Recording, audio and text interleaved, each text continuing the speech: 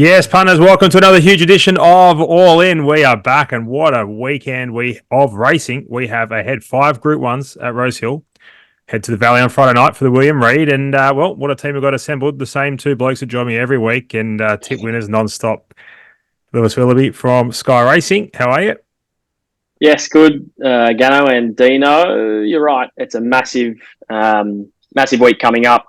It was a bit quieter last week, but I thought the racing was still good. The chat around the All-Star Mile, whether they need to swap it up, they probably do, but it was a great race in the end. The Cornwall Classic was a great race, another Group 1 for Zougotcha. But it's all systems go towards this Saturday, right? It's a huge day, as you outlined. Group 1 Golden Slipper, among other things, so plenty to get stuck into. Yep, big racing ahead. Dean Watling from deanwatling.com. How was the weekend? Weekend was good. I thought it was tough. The track made it tricky in Sydney. I loved the All-Star Mile clash between Pride of Jenny and Mr. Brightside in the race. Will only build off this year. Can't have a good race every year, but I thought that was good, albeit a bit of a quiet lead up.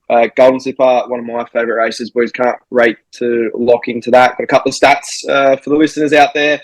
But it does look another tricky week on paper with this track to sort of sort out prior to Saturday. We'll touch on that in a second, but albeit excited for this weekend. Yep, we're not going to waste too much time going over why the track was a soft 6. I think it's pretty obvious. We dealt with that. But what we will have a chat on is how we think the track's going to play. There is a fair bit of rain about on Wednesday. There's meant to be a fair bit of rain about today, but it looks like it's gone out to sea. So luckily enough, we've probably dodged the bullet there. Being a Monday, but Wednesday there's a bit of rain. So, Dino, soft 7 at the moment, I think. If you get that 20 mils on Wednesday, it's going to be a heavy 9. How do you think the track will kick off on Saturday?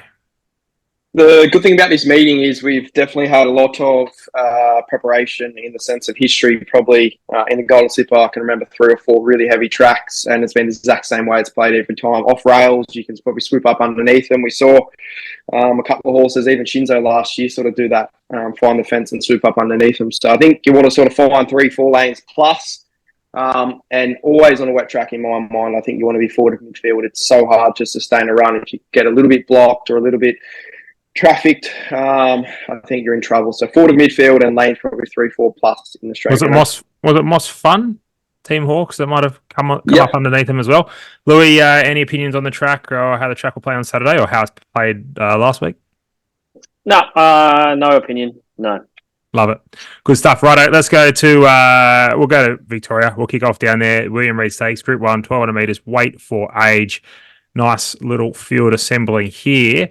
Imperatrice, OP Bossum, Astrologist, Declan Bates, Cumin, Harry Coffey, and Hypothetical Mickey D are the jockeys that have been confirmed for that race. In regards to a market here, Imperatrice $1.60, Cylinder $4.50, Bella Nipotina $8. I believe Bella Nipotina is going there and won't be heading to Sydney. It's confirmed by Kieran Ma this morning. I Am Me $11, King's Gambit $15, Cumin $15, Hypothetical $26. Lewis Willoughby, kick us off. William Reid Stakes. Yeah, I think it's a great betting race because I want to take on Imperatrice.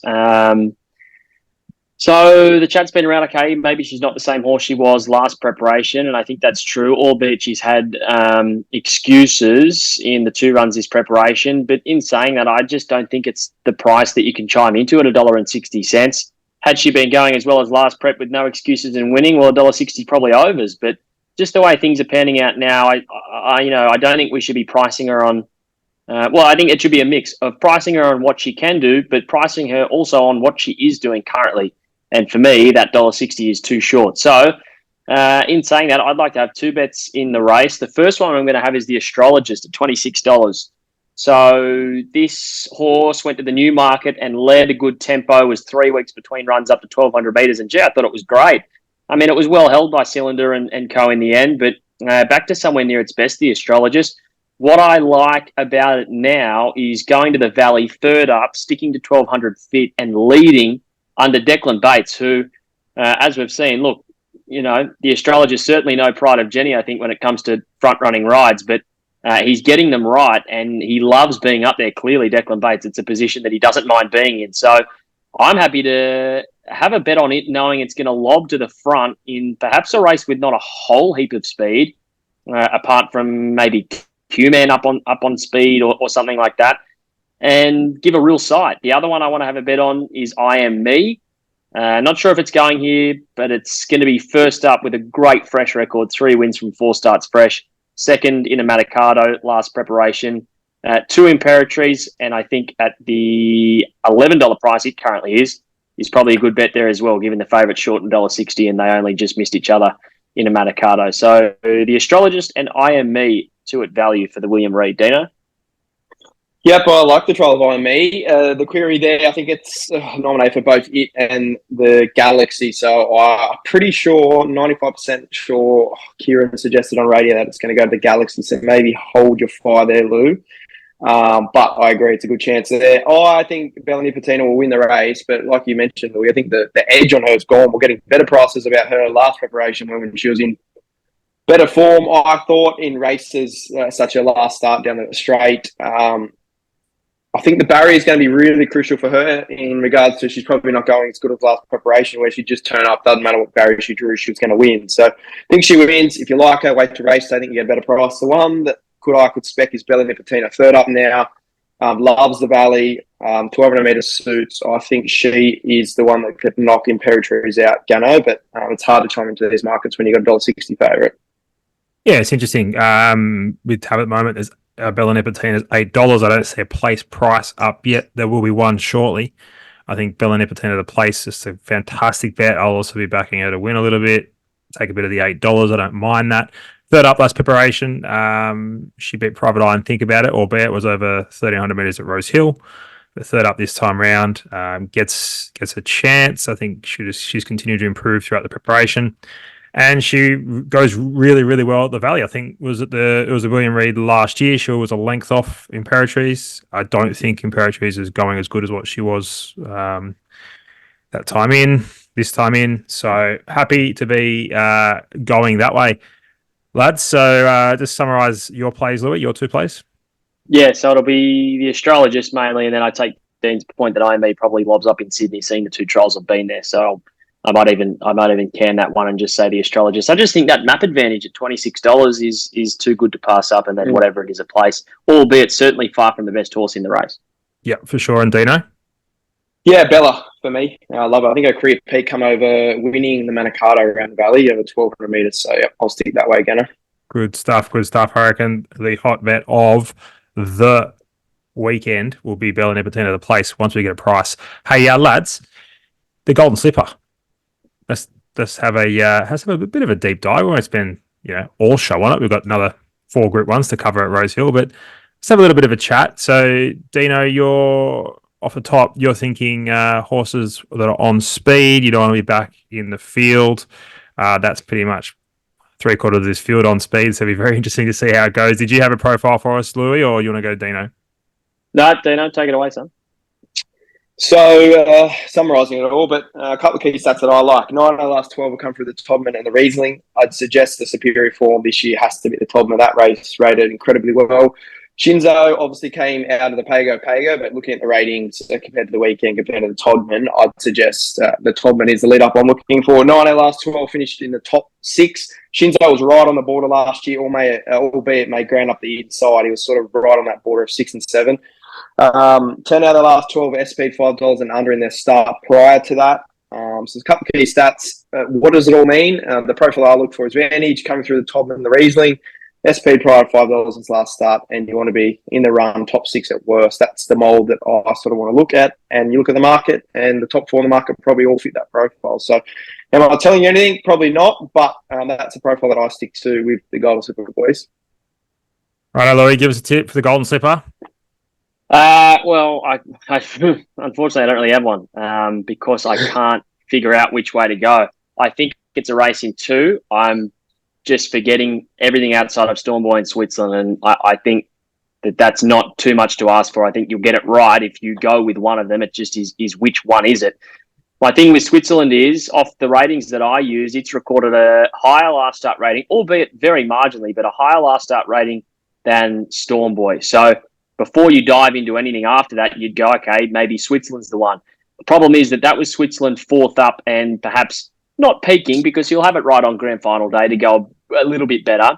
But that was 4th up, deep, fit, and running the best he could, minus a little bit perhaps. Whereas Stormboy's rating that just was marginally off Switzerland was first up from the break after the Magic Millions. It was a very soft win, and I think there's much more in store. Let's call it second up, albeit the break wasn't very long, leading into a slipper. So that's when I start to go, well, there's an easy chance that Stormboy then can outrate Switzerland in a golden slipper with the improvement.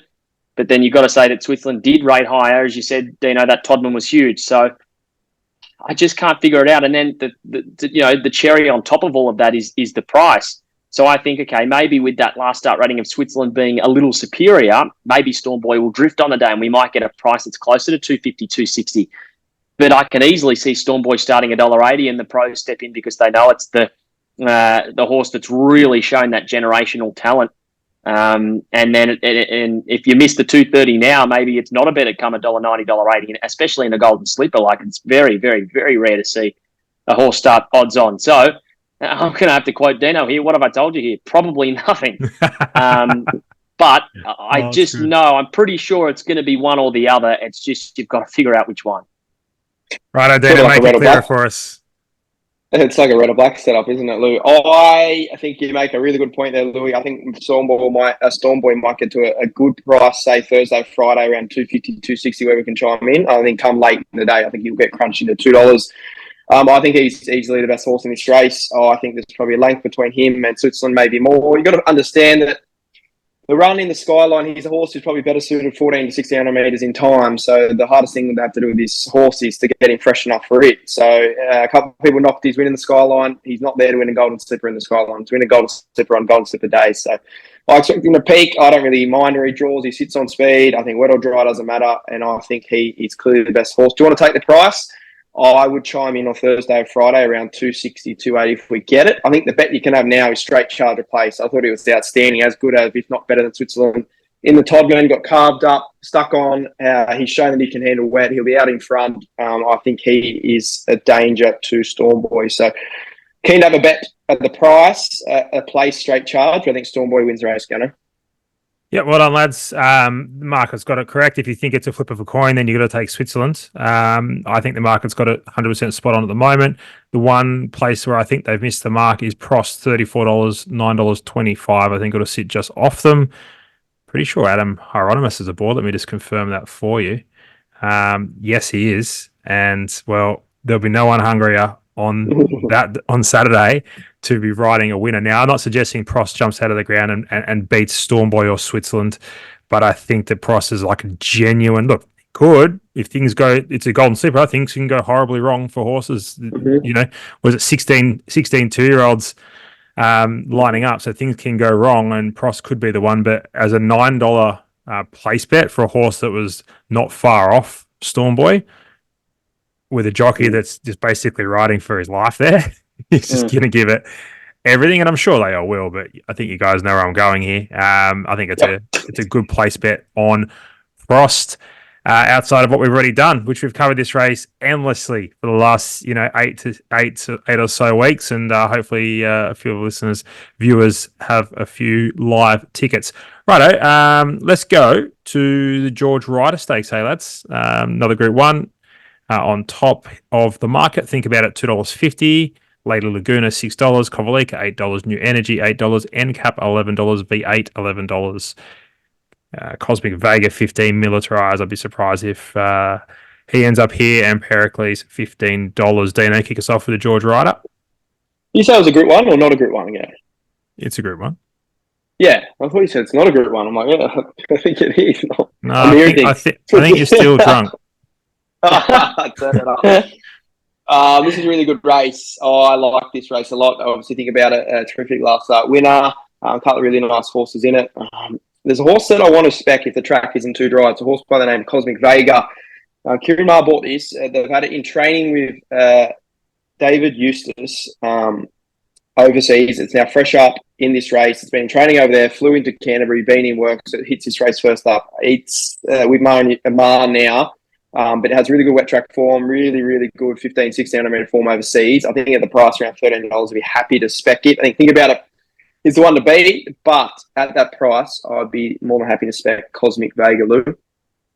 Yep, I'm also going to steer away from think about it. Obviously, there's a lot to learn with this preparation, going off an Everest victory last campaigns, and now they're saying they want to step up and get to a mile and go to a Doncaster and the like. Now, I have no doubt that the horse probably can get to a mile and is good over a mile. You look at its sectionals.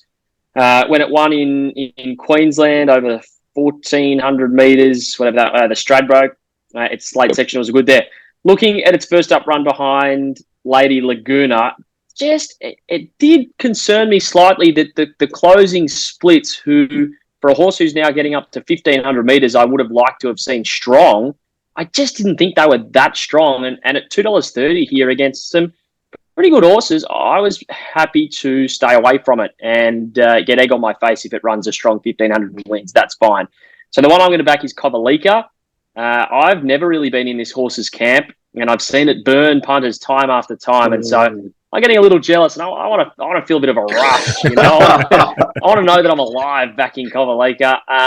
Second up, out to 1,500 metres. The form line for this race this year does look like the Liverpool City Cup. In previous years, that's nowhere near the form line for this race, but just happens the way that things work out. What am I saying here? Got back in that fearsome race in the Liverpool City Cup, and that winner was all the way. So I don't think the shape of the race was to its favour. Its career peak, Kovalika, on what I look at, came second up in an Epsom when running second at this kind of distance range. So I think second up, 1,500 metres, it's probably still a touch short, but if they happen to go a bit quick in front, that would help. And yeah, I just think at $8 for a horse who will definitely get 1,500 metres and probably want more and be very strong through the line, and is group performed, proper Group 1 performed at this kind of distance. That's the one I want to be with. That's how I'm playing. And I do like that tip, Dino, with the Import Cosmic Vega. That's definitely one to watch as well. Yep, bit of a theme going on here. I'm willing to risk think about it. I'll be surprised if I get $1 on it at that $2.50 quote. Like so many question marks. Heavy track, if it's a heavy track, question mark. 1,500 metres first time, question mark, and that's going to feel like a long 1,500 metres. I was like, if you didn't know the horse had won an Everest and you just watched that first up performance, like it wouldn't be on that, isn't it? It wouldn't be marked $2.50. That's for sure. For sure. Lady Laguna $6. Like this, she's handled a heavy track. And granted, it was early on in her, I think, a 2-year-old season, and she probably we probably penned her as a wet tracker. She's actually proven herself better on a good track. However, she does handle it. But I thought Pericles was a ludicrous price, $15 in behind them. Still hasn't got out from that race. She's still sitting there trying to get out, Pericles, and $15, $4.50 the place. I just think, that's a proper value play, and that's will be my best all-in play of the weekend, of the week. There's a horse here down the bottom, $101, $26, that has a bit of form around Pericles in previous preparations that loves rain-affected going, and that's Williamsburg, $101.26 the place. Now, it was awful last start at Newcastle, so I've got to dig deeper into why. But the start prior, he jumped out of the ground first up. So I'm going to take a deeper dive into that this afternoon and see if was there any issues there or whatever. But if there was a sort of an excuse for that Newcastle run, I think on a heavily rain-affected track, Williamsburg, is worth the $26 the place ticket as well. You don't have to have much on to find out, Louis. Hey, let's go to the Ranvet Stakes. This is, Dino, another Group 1. And think it over, $2.50. Via Sistina, $3.50. Buckaroo, $4.50. Lindemann, $4.50, and I'm not going to bother pronouncing the fourth horse in betting there because I don't know how to pronounce it. Should have a crack, Luke? Have a go. Black Du Carousel? I'd go with Place, but I could be wrong. There's no way it's Place, mate. Yeah, it's too obvious, isn't it? It's a setup job. It's a complete That's the biggest setup job of all time. Has to be a plaque or something. Anyway, whatever it is, sounds fancy and could definitely get the job done. Louis, kick us off with the Ranvet. Yeah, I'll be quick. I have absolutely zero interest in this race from a betting perspective. Yep. I think It Over was very good. I have no idea who Via Sistina is, with absolute respect. Buckaroo is too short at $4.50 v Think It Over. And Lindemann maybe backs up. And I was speaking to Brodie Nixon this morning. We were doing a weekend review on Sky One, and I said re Lindemann, it hadn't been below Group 2 level since winning the Group 1 Rosehill Guineas last March, right? And it had about 7 cracks at a Group 1, plenty of Group 2s. Gets back into a Group 3 and bolts in. What does it beat? I'm not sure it beat much that was going very well. But I was saying maybe it's a horse who just really needed an easy kill to get some confidence back and show what it definitely can do at the top level. Would you take 450 in this market for it to back up? Absolutely no chance. But I am keen to see how Lindemann goes for the rest of the prep now. It's had that easy kill on the board. And outside of that, no. Nominations extended. This has come up really thin, I thought. And because I don't know who Via Sistina or Place du Carousel are, I'm not going to say that it's just a walk in the park here for Think It Over, because they could be good horses. I don't know. What do you know about them, Dino? Yeah, I don't know much, and it's a 2,000-metre race, which tells me they've probably got the edge on us already. So I think you hit the nail on the head. It's a dead set wait and see what the field turns up like. Like you said, it could be 3 or 4 horses, or it could be 20 horses. So you always have to respect them. I agree with you. You're going to have to do a big background on it and figure out how they are, what they are. I think we saw a horse by the name of the horse to beat, Animo, come back in this race, or maybe it was last year before going on to win a QE. So, leave me out of this, Gunner. Yeah, interesting. I think come Saturday afternoon, Think It Over will be about $4, and I'd be happy to play him. His best is out to 2,000, and on soft 7, heavy 8 is just absolutely ideal. So if you get that price, we're going to play. But at the moment, like, how could you bet that?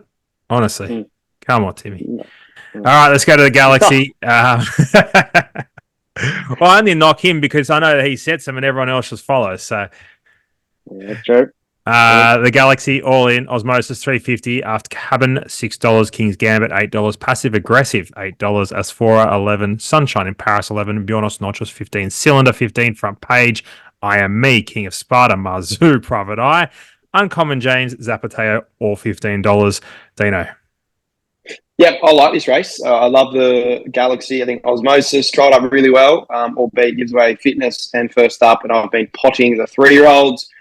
I don't know how King's Gambit's there in the market. He trolled up like a rocket again in between runs, but he's gone for me until he turns up. I'm going to have a 2-bet play in this race. Passive Aggressive, loves the wet, really good first up. Scared of a second up syndrome, but at the price you can take that. And I think the other one in the race that you can spec at good odds is Marzu. First up for the Joe Pride camp. If it's wet on the weekend, he might jump out of the ground, and I think Joe will be out to make a point with this horse.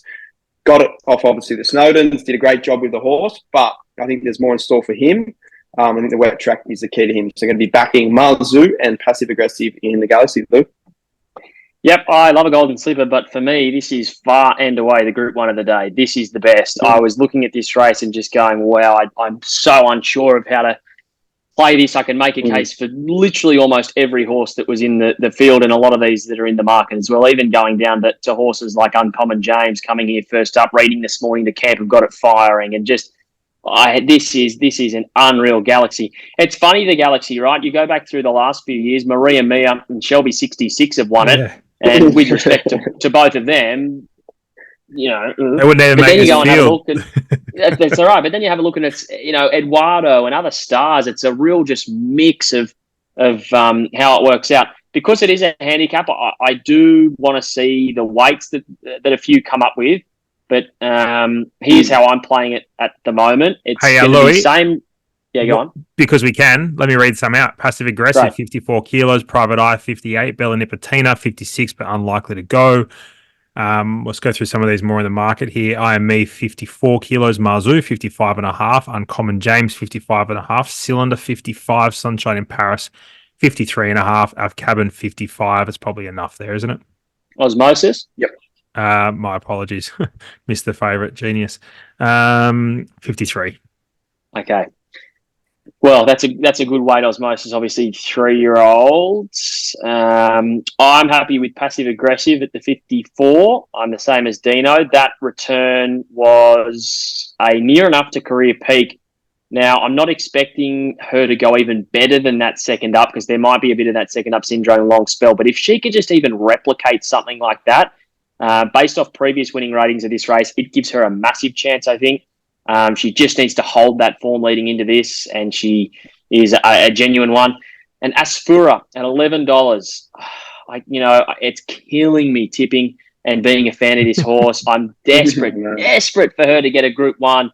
It was going to be last start at a stage in the Oakley Plate, and then she's never bombed the start in her life, and she bombs the start and kind of has to hook out wide and ran on okay, but Sharippa went past her and was behind us.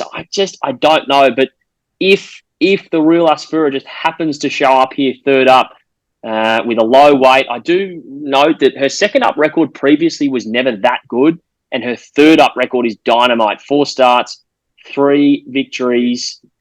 I can't let her go just yet. This is it. This will be D-Day. She doesn't have to win, but if she runs really, really well, you can say, okay, she's still going well. When's she going to get to Group 1? Who knows? If she goes no good here, I'm probably saying try again next prep and maybe jump off now. But passive aggressive $8, Aspura $11. Wow, the chances don't end there. After Cabin trying up a bomb, I could probably get King's Gambit a bit longer than $8. But then it could decide to have a really good day and come out and win this race by quite a lot. It is an unreal edition of the Galaxy. So good. Yeah, absolutely super edition of the race. Af Cabin was really, really good last start. Got out late and was great. But I'm a little bit sort of surprised in the price difference between it and passive aggressive. Af Cabin, I think, does drop 3.5 kilos. Passive aggressive with 54. We'll see what she carried last start. She was, so she drops 2.5. Yeah, I thought passive aggressive would be the one out of those two. Osmosis, I just can't back at that price first up with question marks over barriers and things like that. But cracking race, I agree with you, Louis. It's the race of the day. I can't wait. Speaking of another good race, the Sky Racing Rosehill Guineas, Tom Kitten, $2.80, militarized $3.50, Riff Rocket $4.50, immediacy. It's been well backed today into $6. I think opened around $11 earlier today. Cafe Millennium, Dino, $15. Sea Wolf $15, Apulia $26, Cap Foray $26, and I think that's probably where the chances end. Louis. Yep, I'm with immediacy. I think the $11 was good, and still $9 this morning was a bet. $6 is, I think, at its price. You got to stop there, but I think it's a genuine big chance. It's going to have to defy a bit of a pattern in this race, the Rosehill Guineas. Last 8 straight winners of this race have all run in a Group 1 prior. I think 6 or at least 5 of them come through the Randwick Guineas in history to come and win this race. So she didn't come through a Group 1 immediacy. That's the first negative. However, the race she did come through, the Autumn Stakes at Caulfield. If you go and look at the all benchmark average that the horse ran was very, very similar to the time they ran in a Randwick Guineas. So it's a quite comparable form line in terms of what they've done on the clock. She bolted in too. It was a huge run. On the up, unbeaten, and just has less exposed form than a few of these. But I kind of like that. We know what we get with Tom Kitten. Militarized becomes a bit of a question mark. And I think that Randwick Guineas form in general could be a bit of a question mark. They ran good time, but they were bunched. How did Militarized fend off the others? How was, with respect to Cafe Millennium, who can be a good horse on its day, but 101 and almost beat them all? I don't know. I just can poke holes in it, I think. And for me, immediacy is the one that just brings something different. That stable, they're hard to catch, but when they're in form and they're bringing a horse here, it's probably going to run well. Tom Kitten's the obvious play. We've all been saying, okay, it's screaming out for 2,000 metres. But don't you think this can happen sometimes when it runs through the prep over shorter distances and it's unlucky and this and that, and you say, okay, finally it's at 2,000 metres, here we go. And then something else goes wrong or it just doesn't get to where you think it should have. I feel like this happens quite often, and at 280, it's getting very short. It could obviously come in and do what it did, come out and do what it did in the Spring Champion and bold it 100%. But I don't know. I'm keen immediacy here. I think it's a good bet still at $6. Wouldn't take much shorter, and I don't think it'll start much shorter on the day. I'd be surprised if it did. But that's the one I'm going to side with, Dino. Yeah, good race. The fascinating thing for me is looking at the article on racing.com is that Huey Bowman's booked to ride Tom Kitten. So obviously Nash has been in the saddle the last couple of runs. It's been going back. And then we saw the Spring Champions, I think was a race in the spring where he went to the front and absolutely bolted in. So that's fascinating. I think wet track is a hindrance to Tom Kitten, albeit he won a race as a 2-year-old back on it. I think this is race to lose. He won a size, he won a Champagne on a bog track. Third up, Waller Camp, 2,000 metres. I think he was a little bit flat again second up. I think he screamed for 2,000 metre. It's D-Day somewhat for him in my mind, betting-wise, but I think we get a good price. I think the favourite should be switched around here. Military should be favourite, and I think Tom Kitten should be second elect. I think you can put a pen through a couple of these chances. Cafe Millennium, wet track, that's not his go. A couple of these don't handle it, so keen to be militarised in the Guineas. Gunny? Yep, yeah, that's cute. Thanks, babe. I think Tom Kitten just should blow these away. $2.80. Probably don't need to take it now. Open $4, so that was the price. $2.80. Well, it's probably not the best all in play because I think you're going to get better than that on Saturday, right? So the show is all in, but I think Tom Kitten wins the race. If you want to play outside that, Cap Ferret is a horse that's going better this preparation. Probably the best maiden in the country. 11 starts, no wins. But that win could very much come on Saturday in a Group 1 Rosehill Guineas. Never been on a heavy track, but you can't say the horse has ever won on any track. So those stats go out the window. But he is by a Snitzel. He's still a colt. I reckon he's got a fair bit of ability. Coolmore in the ownership. Let's just say he will be the best $26 shot going around this Saturday. And I think you can have a bid on him at 26 by 6. And I think on Saturday, so you can do that now, Cap Ferret, and then on Saturday we can back Tom Kitten win. He just sort of gets close to that 320, 350 mark, which I think he kind of has to, because I don't think he's going quite as well as what he was last preparation, albeit last start. Well, he's like my other mate Pericles. He hasn't got out yet either. So it could be a big day for the Blue, for Godolphin. A few of their horses hadn't had much luck of late. They had Cylinder in the Newmarket blow them away. They could be back bigger, better, and stronger than ever this Saturday. Righto, lads, give us your best all-in play of the week. Mine will be Pericles in the George Ryder at $15 and $4.50. Louis? I'll go immediacy in the Rosehill Guineas. I'm glad I spent all that time talking about the other two then. Race we didn't touch on, the Pona Stakes over the 1900 metres, Osmost. Second up, wet track. It needs a wet track, needs 1900 metres, and was really good first up. In the Aspiration Stakes, I think it was, behind Leckbach, I think it is the best all in play, around $4.50 for the punters. How good's that? Dean Watling from left field. Love your work. Got anything for the punters on a midweek special? I'll chuck mine up on the YouTube channel, lads. I've got one. Hawkesbury tomorrow. It's Tuesday, so not Wednesday. Tuesday, race 3, number 1. Cormac T was really good first up, albeit over race and got stuck behind a couple of horses up to 1,800 metres. I think he'll be winning tomorrow at Hawkesbury from gate 4. Lou? How good's that? Yep, Wednesday, Sandown, race 1, number 5, the Shaper. For Anthony and Sam Friedman, Damien Lane takes the ride. Cross the line with Quickster, first up at Sandown, and they gapped the rest. It's the fourth best last 400, 200 of the day, and it doesn't strike a very strong race here, I thought. So no prices yet, but Wednesday, race 1, Sandown, number 5, the Shaper. Love your work, fellas. Make sure you go to thegreattipoff.com, search me, Gannon. If you want any of my stuff, you can catch Louis on Sky Racing, The Morning Line, Dean Watling, deanwatling.com. If you're not subscribing to the Great Tip Off YouTube channel, well, you're probably going to miss this show and the next one. And, well, you'd be crazy to miss them. Louis, mate, you're on fire. Good time. Looks no good. I charge too much for people to be missing this show. You guys need viewers because otherwise... True. If you're not paying me, I'm not here, right? Oh. No, that was I don't want to swear, but come on, keep it down, Latrell, please. Yeah. There was a lot of swearing at the TV last night with the Chooks. That's very bad, but it's a long season, mate. It's a very, very long season. They look tight and flat. Is that fair to say? There was a point we just got dominated. 35 minutes in the first half. And then every time we had the ball, we just dropped it or did something stupid. I don't know. There was like a four, like they just stood and just hand the ball to, no one moved, like for 4 passes in the first half. You're like, we're gone here. They're doing my head in. They're doing my head in. They were doing my head in last season and the season before that. They're doing my head in. I cannot cop 2 more years of that halves combination if they're not going to improve. Unbelievable stuff. Luke Kerr won't be there on this weekend, I don't think. No, he won't. No. You'll be fine there. And Dino, the Bronx. Yeah, they were good. I think everyone had a little bit of second up syndrome from Vegas. Broncos a little bit strange. Rabbits the same. Manly didn't, but Roosters probably helped them out. I think I read a stat in the second half. The first 20 minutes, it was 85% possession. Yeah, it was. To Yep. Manly. Yep. I've never seen that. I think by the 65th minute, we'd only had 4 tackles in the opposition 20, and they'd had something like 39. Unbelievable. But we're only Anyway, hey lads, it's been a pleasure. We've just lost everyone for the last 3 minutes of the show, but that's okay.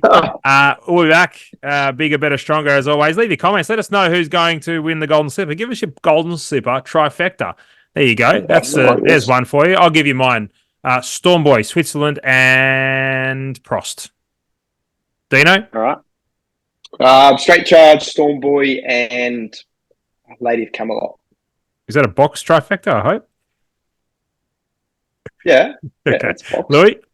I'll go straight. Stormboy, Switzerland, Traffic Warden third. Very good, very good. Yeah, no, we only do straight out, so Dino, you're in a bit of strife. Right, lads. Good stuff. Bye for now. Yep.